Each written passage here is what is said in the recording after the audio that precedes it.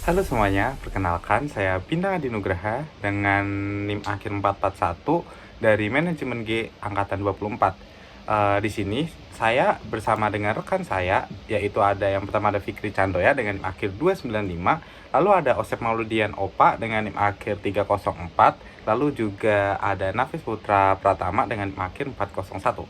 Di sini kita semua akan menjelaskan dan mempresentasikan terkait analisis prediksi kebangkrutan PT Indofood CBP Sukses Makmur Tbk. Nah, sebelumnya siapa sih yang nggak kenal dengan PT Indofood CBP? Atau ya orang-orang bakal taunya Indofood gitu. Namun sebenarnya Indofood dan juga Indofood CBP merupakan satu kesatuan, namun mereka bergerak di dua bidang yang berbeda. Intinya Indofood yang utama dan juga CBP merupakan anak perusahaan dari Indofood tersebut. Nah, untuk Indofood CBP sendiri atau biasanya di bursa efek atau di saham-saham gitu, itu tuh ngelis dengan nama ICPB. Indofood CBP Sukses Makmur Timur Tbk. Makmur Tbk. Nah, perusahaan tersebut itu merupakan salah satu produk konsumen yang bermerek terkemuka di Indonesia. Bahkan produk-produknya itu sudah ke luar negeri. Ada yang ke India, ada yang ke Bangladesh, ada yang ke Malaysia, Singapura. Pokoknya udah ada di mana-mana. Yang pastinya kalian juga pernah menikmati, yaitu Indomie. Nah, perusahaan ini merupakan anak perusahaan Indofood Sukses Makmur Tbk. Dan perusahaan ini bergerak di bidang industri makanan, olahan, minuman, dan juga kemasan dengan jaringan distribusi menjangkau lebih dari 100 negara. Nah, contoh-contoh dari produknya sendiri, yang pertama pastinya kalian udah tahu, yaitu Indomie. Indomie sendiri merupakan produk olahan, di mana ini fast food mie gitu, yang dimana kita perlu hanya merebus sekitar 3 menit aja. Nah, selain mie instan tersebut, ternyata Indofood ini juga ada super mie, sari mie, pop mie. Nah, semuanya itu merupakan dari Indofood. Meskipun orang beranggapan bahwasanya ya Indomie rebus atau Indomie kuah dengan super mie rebus itu berbeda, namun ternyata mereka merupakan satu perusahaan. Selain itu, mereka juga ada seperti susu-susuan, yaitu Indomilk, terus ada creamer, ada 3 sapi, mil kuat, dan segala macamnya. Untuk makanan ringan sendiri mereka juga ada nih berbagai seperti Citato, Kitela, Jets, dan lain-lainnya. Dan Indofood itu jadi bergerak ya kebanyakan dari bidang makanan sih gitu. Oke, masuk ke pembahasan. Setelah kita mengenal nih sedikit terkait Indofood, kita pastinya akan membahas terkait Indofood ini lebih detail. Jadi Indofood sendiri merupakan perusahaan consumer goods terbesar di Indonesia yang bergerak di bagian makanan dan juga minuman. Didirikan pada 2 September 2009 dan resmi tercatat di Bursa Efek Indonesia atau IDX itu pada tanggal 7 bulan Oktober dan tahun 2010 dengan kode saham ICPB. Nah, dalam menjalankan usahanya, ICPB itu memiliki beberapa segmen bisnis yang utama, yaitu mie instan melalui merek Indomie, produk dairy melalui Indomilk, makanan ringan seperti biskuit, bumbu penyedap makanan, dan juga minuman, serta makanan khusus yang bernutrisi. Dan produk-produknya telah dipasarkan secara luas, baik di Indonesia, yaitu di nasional, maupun di pancanegara atau di luar negeri. Dan juga selain bisnis tersebut, Indofood juga memiliki segmen usaha lain seperti di Bogasari, ada agrobisnis, distribusi, serta dalam pengolahan sayuran. Nah, segmen Bogasari sendiri berfokus pada produksi tepung gandum, ada pasta dengan merek terkenal seperti Cakra Kembar, terus tepung yaitu di segitiga biru, dan juga berbagai agrobisnis lainnya. Yang pertama ada minyak kelapa sawit, dan juga ada bermacam merek dari margarin. Gitu. Lalu, dalam analisis kebangkrutan sendiri, kita perlu tahu nih, apa itu kebangkrutan. Jadi kebangkrutan sendiri yaitu merupakan kondisi perusahaan di mana mereka itu tidak mampu memenuhi kewajibannya. Nah, analisis kebangkrutan sendiri juga dapat dilihat melalui financial distress-nya yang merupakan tahap awal sebelum kebangkrutan. Jadi kalau misalnya perusahaan akan mengalami kebangkrutan, bisa dapat kita lihat ya dari financial distress-nya atau gimana financial tracking-nya gitu. Lalu yang ketiga ada analisis kebangkrutan penting untuk mendeteksi masalah keuangan sejak dini. Yang selanjutnya ada digunakan untuk menilai kesehatan perusahaan dan risiko gagal bayar. Nah, oleh karena itu analisis kebangkrutan itu sangat penting dilakukan untuk mendeteksi masalah keuangan sejak dini, sehingga manajemen atau manajer yang ada di perusahaan tersebut itu tuh dapat mengambil tindakan yang korektif. Dan juga analisis ini berguna banget untuk investor, kreditur, dan juga regulator untuk menilai risiko gagal bayar suatu perusahaan. Dan selanjutnya akan dijelaskan oleh rekan saya. Selanjutnya, kita masuk analisis kebangkrutan modal kerja, saldo laba, EBIT, beban bunga, dan juga market cap. Kita masuk ke analisis kebangkrutan. Yang pertama kita lakukan adalah menghitung komponen-komponen dasar dari laporan keuangan ICPB yang akan menjadi variabel dalam formulasi skor. Menurut Altman, dalam The Journal of Finance menyatakan bahwa kombinasi komponen keuangan yang tepat mampu memprediksi potensi kebangkrutan dengan akurasi hingga 95% 2 tahun sebelum kejadian. Komponen pertama adalah modal kerja bersih, yaitu rumusannya aset lancar dikurangi liabilitas jangka pendek. Hasilnya sangat positif, tumbuh dari 21,04 triliun di 2022 ke 26,31 triliun di 2023 dan 3,74 triliun di tahun 2024 atau naik lebih dari 60% dalam 3 tahun. Seperti yang terlihat di slide, menurut Hanafi dan Halim, modal kerja bersih yang terus meningkat adalah indikator yang paling fundamental dari kesehatan likuiditas perusahaan. Komponen kedua adalah saldo laba atau retained earnings yang mencerminkan akumulasi laba yang ditahan dari tahun ke tahun. Angkanya terus naik dari 29,34 triliun ke 34,11 triliun dan 38,96 triliun. Ini mencerminkan profitabilitas yang konsisten dan kemampuan perusahaan memperkuat modal dari dalam. Lalu komponen ketiga adalah EBIT atau laba sebelum bunga dan pajak. Nah, EBIT ini sempat turun di tahun 2023. Ini bukan karena operasional melemah, melainkan akibat kerugian investasi di Pinand Hill Company sekitar 2,3 triliun yang sifatnya tidak berulang. terbukti di 2024 EBIT pulih ke angka tertinggi di 3 tahun di 14,93 triliun. Seperti yang bisa kita lihat di slide, EBIT sempat tertekan di 2023 namun pulih kuat di 2024. Lalu next, selanjutnya analisis kebangkrutan beban bunga dan market cap. Sekarang kita membahas dua komponen terakhir ini, yaitu beban bunga dan nilai pasar ekuitas. Jika ditanya apa yang paling banyak mempengaruhi dinamika keuangan ICBP selama 3 tahun ini, nah jawabannya yaitu beban bunga. Nah di tahun 2022 ini beban bunga ini sangat tinggi di 6,18 triliun akibat pembiayaan akuisisi Pinang Hill, sehingga hampir separuh laba operasional habis hanya untuk membayar bunga dan laba bersih tertekan ke 5,72 triliun. Menurut Pranowo dan kawan-kawan menyatakan bahwa tingginya beban bunga merupakan determinan terbesar yang mendorong perusahaan menuju financial distress. Meskipun kinerja operasional intinya masih sehat, di tahun 2023 beban bunga turun drastis 67% ke 2,02 triliun dan efeknya langsung terasa, bersih hampir 2 kali lipat dalam 1 tahun. Di 2024 naik lagi ke 4,26 triliun akibat kenaikan suku bunga global. Namun dengan EBITDA tinggi di 14,93 triliun, kemampuan membayar bunga tetap sangat terjaga. Jadi kalau kita lihat di slide, fluktuasi beban bunga inilah yang menjadi faktor penentu terbesar pergerakan laba bersih dan di skor ICBP selama 3 tahun. Komponen terakhir ini adalah market capitalization. Menurut Altman, mengganti nilai buku ekuitas dengan nilai pasar karena lebih mencerminkan penilaian real investor. Market cap ICBP terus naik dari 116,3 triliun ke 134,40 triliun dan 140,53 triliun. Seperti yang tertulis di slide, market cap terus meningkat dan ini mencerminkan kepercayaan investor yang tetap terjaga bahkan ketika laba sedang tertekan. Next, analisis multivariate. Selanjutnya kita masuk ke pendekatan yang digunakan, yaitu multivariate discriminant analysis atau MTA. Nah, sebelum itu kita pahami dulu itu apa itu analisis multivarian. Nah, analisis multivarian itu metode statistik yang menganalisis hubungan antara tiga variabel atau lebih secara simultan. Berbeda dengan analisis univariate yang hanya melihat satu variabel. Metode ini memberikan gambaran yang jauh lebih lengkap karena seluruh variabel dipertimbangkan sekaligus dalam model. Nah, di poin pertama ini, penelitian ini menggunakan metode MTA, yaitu teknik yang mengelompokkan perusahaan ke dalam kategori sehat atau berpotensi bangkrut berdasarkan kombinasi beberapa variabel keuangan sekaligus. Lalu di poin kedua ini, MTA menggabungkan beberapa rasio keuangan dengan bobot statistik masing-masing sehingga menghasilkan satu nilai tunggal yang komprehensif, mengatasi kelemahan analisis univariate yang sinyalnya sering bertentangan antara rasio. Lalu yang poin ketiga ini tujuannya adalah memprediksi kemungkinan kebangkrutan sejak dini agar manajemen bisa mengambil langkah antisipasi sebelum kondisi benar-benar memburuk. Lalu yang poin keempat ini, model yang dipilih adalah Altman Z-score karena cocok untuk perusahaan go publik seperti ICBP. Menurut Prihantini dan Sari dalam jurnal akuntansi Universitas Udayana membuktikan model ini konsisten memiliki akurasi tinggi untuk perusahaan manufaktur dan food and beverage di pasar modal Indonesia. Oke, selanjutnya itu metode Altman Z-score. Pada metode ini digunakan untuk memprediksi kemungkinan kebangkrutan perusahaan dengan cara menggabungkan beberapa rasio keuangan menjadi satu nilai akhir yang disebut Z-score. Semakin tinggi Z-score, maka kondisi perusahaan semakin sehat. Sebaliknya, semakin rendah nilainya, maka risiko kebangkrutan perusahaan semakin tinggi. Ya, dapat dilihat pada slide ini, rumus Z-score sendiri itu Z sama dengan 1,2x1 ditambah 1,4x2 tambah 3,3x3 tambah 0,6x4 ditambah 1x5. Nah, untuk mencari variabel-variabel X tersebut, maka dapat dilihat di bawah. Untuk mencari X1, yaitu modal kerja dibagi total aset. Variabel ini digunakan untuk melihat kemampuan perusahaan memenuhi kewajiban jangka pendeknya. Terus, untuk mencari X2-nya, saldo laba dibagi total aset. Variabel ini menunjukkan kemampuan perusahaan menghasilkan dan menahan laba dari tahun ke tahun. Selanjutnya, X3, yaitu EBIT dibagi total aset. EBIT merupakan laba sebelum bunga dan pajak, sehingga variabel ini digunakan untuk melihat kemampuan perusahaan menghasilkan laba operasional. Selanjutnya, X4 adalah nilai pasar ekuitas dibagi total liabilitas. Variabel ini menunjukkan tingkat kepercayaan investor terhadap perusahaan dibanding jumlah utangnya.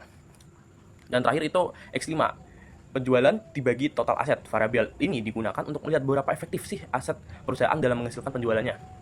Nah, untuk mengetahui apakah Z-score-nya itu aman apa enggak, dapat dilihat di samping kanan ini.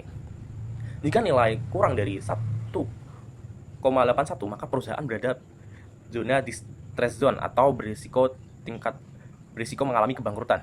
Nah, jika nilainya di antara 1,81 sampai 2,99, maka perusahaan pada zona gray zone atau zona waspada atau abu-abu gitu. Jadi belum dikatakan aman juga lah. Nah, selanjutnya jika nilainya lebih dari 2,99, perusahaan masuk kategori safe zone atau kondisi keuangannya dinilai aman. Baik, selanjutnya itu masuk pada perhitungan Z-score. Nah, untuk mendapatkan Z-score ini, terlebih dahulu dihitung masing-masing variabel dari X1 sampai X5 berdasarkan laporan keuangan perusahaannya. Nah, pastikan bertanya-tanya nih, total ekuitas di sini tuh apa? Pasar ekuitas ini apa? Nah, pasar ekuitas ini untuk menghitung X4, teman-teman. Jadi, 11 miliar itu adalah lembaran saham, sementara yang 9.000 itu adalah saham perusahaan. Jadi 11 miliar itu jumlah saham yang beredar dikali dengan harga saham perusahaannya. Nah, kenapa di sini ditulis jutaan padahal 11 miliar dikali dengan 9.000? Karena di data perusahaan sendiri itu diubah menjadi jutaan, enggak triliunan agar memudahkan gitu. Nah, setelah semuanya dicari, maka pada tahun 2022 Z-score-nya sebesar 2,7305. Karena nilainya di antara 1,81 sampai 2,99, maka pada tahun 2002 ini masuk kategori grey zone. Artinya perusahaan berada dalam kondisi yang berbahaya, tapi masih perlu memperhatikan risiko keuangan, terutama akibat tingginya beban bunganya. Jadi masih abu-abu gitu. Nah, pada tahun 2023 sendiri, nilai Z-score-nya sebesar 2,9792. Nah, ini pada tahun 2023 ini nilai Z-score-nya hampir mendekati safe zone ya, tapi karena masih di bawah 2,99 maka dikategorikan grey zone. Nah, selanjutnya pada tahun 2024. Pada periode ini Z-score-nya sendiri itu sebesar 3,1501. Nah, berarti pada fase ini termasuk fase safe zone, teman-teman. Karena nilainya tuh lebih besar dari 2,99, maka tahun 2024 ini ICBP berhasil masuki kategori safe zone. Artinya tuh perusahaannya dalam kondisi keuangan yang sehat dan memiliki risiko kebangkrutan yang rendah. Oke, next memasuki slide selanjutnya tuh masuki ke laporan keuangan ICBP tahun 2024 sampai tahun 2022 sampai 2024. Nah, pada laporan keuangan atau neraca perusahaan pada tahun 2022 sampai 2024, laporan ini menjadi sumber utama data yang digunakan dalam penelitian ini. Dalam laporan keuangan tersebut berdua data seperti total aset, total liabilitas, aset lancar, liabilitas jangka pendek, saldo laba, penjualan, dan EBIT yang kemudian digunakan dalam perhitungan Ultimate Z-score. Jadi seluruh angka yang digunakan dalam penelitian berasal dari laporan keuangan resmi PT Indofood CBP. Sehingga hasil analisis yang telah kami lakukan itu bisa dikatakan lebih valid dan dapat dipercaya. Oke, mungkin selanjutnya akan dijelaskan oleh teman saya. Oke teman-teman, di sini saya akan menjelaskan terkait dengan laporan laba rugi dari PT Indofood CPB atau ICBP. Nah, jadi selama tahun 2022 hingga tahun 2024 dan berdasarkan data tersebut itu terlihat bahwasanya kinerja perusahaan itu tuh mengalami pertumbuhan yang cukup baik dan juga stabil ya teman-teman. Jadi penjualan bersih perusahaan itu meningkat dari 64,7 triliun rupiah pada tahun 2022 itu menjadi 67,9 triliun rupiah di tahun 2023. Nah, lalu naik kembali menjadi 72,5 triliun rupiah pada tahun 2024. Nah, kenaikan ini tuh menunjukkan bahwa permintaan pasar terhadap produk dari ICBP itu tuh terus meningkat. Nah, kemudian beban pokok penjualan juga mengalami kenaikan nih dari 43 triliun rupiah pada tahun 2022 itu menjadi sekitar 45,7 triliun rupiah pada tahun 2024. Namun kenaikan tersebut tuh masih dapat dikendalikan perusahaan sehingga laba bruto itu tetap meningkat. Nah, hal ini itu terlihat dari laba bruto yang naik dari 21,7 triliun rupiah pada tahun 2022 menjadi 25,1 triliun rupiah pada tahun 2023 dan kembali meningkat nih menjadi 26,8 triliun rupiah di tahun 2024. Nah, artinya perusahaan ini tuh mampu menjaga efisiensi produksi dan juga menghasilkan keuntungan yang lebih besar nih teman-teman. Nah, selanjutnya yaitu pada earning before interest and taxes atau EBIT atau laba operasional. Ini tuh sempat mengalami penurunan dari 13,5 triliun rupiah menjadi 12 triliun rupiah di tahun 2023. Namun kembali meningkat nih menjadi 14,9 triliun rupiah pada tahun 2024. Nah, ini tuh menunjukkan bahwasanya perusahaan itu berhasil memperbaiki kinerja dari operasionalnya. Nah, untuk laba bersih sendiri itu terjadi peningkatan yang cukup signifikan nih teman-teman. Dari 5,7 triliun rupiah pada tahun 2022 itu menjadi 8,4 triliun rupiah pada tahun 2023 dan naik lagi menjadi 8,8 triliun rupiah pada tahun 2024. Nah, selain itu earning per share atau EPS atau laba per saham itu juga meningkat dari 393 rupiah itu menjadi 607 rupiah.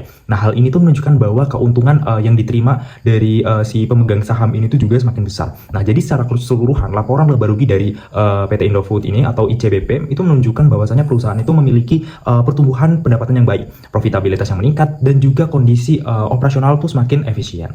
Nah, selanjutnya di sini berdasarkan analisis rasio keuangan pada slide selanjutnya ini itu dapat dilihat bahwasanya kondisi keuangan dari ICBP itu semakin sehat dari tahun ke tahun. Nah, pertama, current ratio itu meningkat ya dari 3,10 kali menjadi 4,09 kali. Nah, artinya kemampuan perusahaan dalam memenuhi kewajiban jangka pendek itu semakin kuat karena aset lancarnya itu jauh lebih besar dibandingkan hutang lancarnya. Nah, kemudian untuk gross profit margin atau GPM itu tuh stabil di sekitar 37%. Nah, hal ini tuh menunjukkan bahwasanya perusahaan itu mampu menjaga efisiensi biaya produksi dan tetap memperoleh laba kotor yang tinggi dari penjualannya. Nah, selanjutnya untuk debt to equity ratio atau DER itu tuh turun dari 1,01 kali menjadi 0,88 kali. Nah, penurunan ini tuh menunjukkan bahwa proporsi penggunaan utang terhadap modal itu tuh semakin kecil sehingga struktur modal perusahaan itu menjadi lebih sehat dan risiko dari keuangan itu menurun. Nah, selain itu teman-teman, interest coverage ratio atau ICR itu tuh juga meningkat signifikan dibandingkan tahun sebelumnya. Ini tuh berarti laba operasional perusahaan itu semakin mampu menutupi beban bunga sehingga kemampuan perusahaan dalam membayar kewajiban itu tuh menjadi lebih baik. Dalam membayar kewajiban bunga maksud saya itu menjadi lebih baik. Nah, dari seluruh rasio tersebut itu dapat disimpulkan nih bahwasanya kondisi keuangan dari ICBP ini tuh mengalami peningkatan baik dari sisi likuiditas, profitabilitas maupun dari struktur modal. Nah, selain itu efisiensi operasional dari perusahaan itu tuh juga semakin baik dan juga konsisten. Baik, selanjutnya pada tabel perbandingan 3 tahun ini tuh terlihat perkembangan dari rasio keuangan ICBP dari tahun 2022 sampai 2024 yang cenderung menunjukkan adanya tren positif, teman-teman. Jadi yang pertama, current ratio itu meningkat dari 3,10 kali pada tahun 2022 menjadi 3,51 kali di tahun 2023 dan kembali naik lagi menjadi 4,09 kali pada tahun 2024. Nah, hal ini tuh menunjukkan bahwasanya likuiditas perusahaan itu semakin kuat dan perusahaan itu semakin mampu memenuhi kewajiban jangka pendeknya. Kemudian terkait dengan gross profit margin atau GPM itu tuh meningkat dari 33,63% menjadi sekitar 37% pada tahun 2023 dan 2024. Nah, kondisi ini tuh menandakan bahwasanya perusahaan tuh mampu menjaga efisiensi biaya serta mempertahankan laba kotor perusahaan secara stabil. Nah, selanjutnya yaitu ada net profit margin atau NPM itu juga mengalami peningkatan nih teman-teman, yaitu dari 8,83% menjadi 12,14%. Artinya kemampuan perusahaan menghasilkan laba bersih dari penjualan itu juga semakin baik dan efektif juga. Nah, pada rasio profitabilitas return on assets atau ROA itu meningkat dari 4,96% menjadi 6,99%. Nah, ini tuh menunjukkan bahwasanya perusahaan itu semakin efektif dalam memanfaatkan aset untuk menghasilkan sebuah keuntungan, teman-teman. Nah, selain itu dari return on equity atau ROE maksud saya itu tuh juga naik dari 9,96% menjadi 13,15%, yang berarti tingkat pengembalian kepada pemegang saham ini tuh semakin tinggi. Nah, kemudian dari debt to equity ratio atau DER itu tuh turun dari 1,01 kali menjadi 0,88 kali dan debt to asset ratio atau DAR itu tuh turun dari 0,50 kali menjadi 0,47 kali. Nah, penurunan kedua rasio ini tuh menunjukkan bahwasanya proporsi utang perusahaan itu semakin kecil sehingga struktur modal perusahaan itu menjadi lebih sehat dan resiko dari financial itu juga menurun. Nah, lalu untuk interest coverage ratio atau ICR itu sempat meningkat dari 2,18 kali menjadi 5,96 kali pada tahun 2023 nih teman-teman. Namun turun menjadi 3,51 kali di tahun 2024. Walaupun fluktuatif ya, tapi nilainya itu masih menunjukkan bahwa laba operasional perusahaan itu tetap mampu untuk menutupi beban bunga dengan cukup baik ya teman-teman. Nah, jadi secara keseluruhan nih rasio keuangan dari ICBP itu menunjukkan bahwa perusahaan itu sebenarnya itu memiliki kondisi finansial yang sangat stabil, yang bukan sangat sih, lebih ke cukup stabil, profitabilitas juga baik, risiko utang juga semakin terkendali. Dan sekian penjelasan dari saya, akan dilanjutkan oleh rekan saya. Terima kasih. Baik semuanya, setelah kita mengenal lebih jauh terkait Indofood CBP Tbk ini dan juga dari analisis trendnya, lalu analisis kebangkrutan dan segala macamnya, kita dapat simpulkan nih bahwasannya Altman J Score dan rasio keuangan pendukung dari perusahaan ini tidak berpotensi mengalami kebangkrutan karena ya seperti yang kita tahu bahwasannya ini sudah tumbuh atau sudah IPO dan juga udah hadir sejak tahun-tahun awal, yaitu di tahun 2000-an. Lalu dalam periode 2022 sampai 2024 di mana kita menganalisis kebangkrutan belakangan ini, nilai Z-score itu tuh terus meningkat. Jadi kita bisa lihat bahwa Z-score-nya sendiri tidak pernah mengalami penurunan. Maka dari itu kita bisa simpulkan bahwasanya tidak ada berpotensi mengalami kebangkrutan.